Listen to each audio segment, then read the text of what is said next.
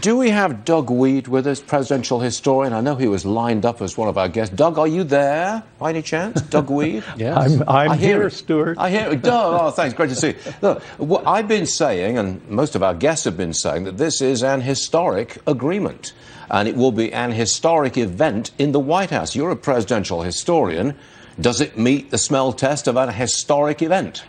Well, you know, a lot of people may disagree with me, but I think this is the greatest Sino-American event since Nixon's trip to China. And let me explain that. We had 4 presidents, 2 that I knew very well and traveled with and went to Chinese food with.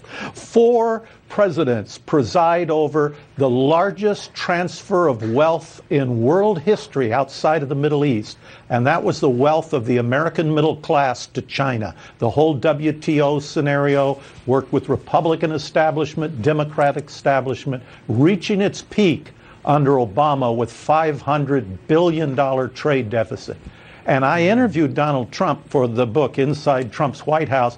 He said this day would come, and it was going to come, and I didn't believe him. But he was right, and he pulled it off. Charles Payne, this monumental? Absolutely, and I think bringing up the World Trade Organization, it's been the second time it's been referenced. Liz brought it up once before. You know, people who pushed back against President Trump fighting this war kept saying, well, we already have the World Trade Organization, and by the way, we won every dispute. We don't win anything. They never have the power to enforce the victory. So if you go historically, look at the last 30 years, we end up refighting the fights we already had. So we can win, but they never had the ability to force China to change. Okay. This is why our dispute resolution in this deal means so much more than a dispute resolution in the World Trade Organization. But Charles, it seems to me that trying to reform the WTO, trying to make it an effective organization, they tried that 15 years in. They canceled the effort because there are too many members. It was impossible. So now it does appear, and again, this wasn't reported in the U.S., it was reported in the FT, that it does appear that there's a concerted move. I talked about it on my show yesterday. Oh, good for you. And let me tell you something. And this gets back to another point I just want to squeeze in.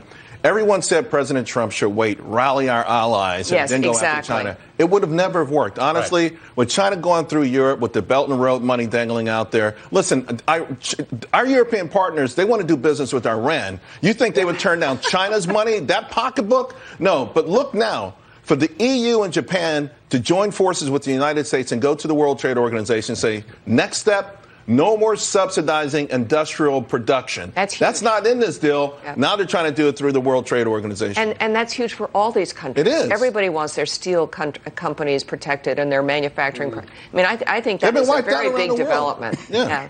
Okay, Charles, I believe you've got a program to do. I'm going to get ready for it. You better do that. Let's talk about United Health, too. United Health, but it was a good story. It's huge, but it's another fundamental story. Because is it bigger than Goldman Sachs or smaller? Just a little bit bigger. Just a little bit more important, believe it or not.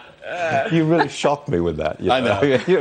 But it was good. I had to wake it up a little bit. Decaf next time, son. Okay. Anyway, I'm going to go get my seat, my popcorn, so I can watch this in my office, because it's going to be real exciting. It is. Yeah. Doug Wead, I want you to comment on that. I think they're going to create a spectacle here. You've got the dignitaries from China, the leadership of certainly the Republican Party, the administration, and the White House all assembled. I think this is going to be a spectacle, isn't it? I hope you're right, Stuart. It deserves to be a spectacle. In my interviews with Jared Kushner, and he needs to get a lot of credit for this.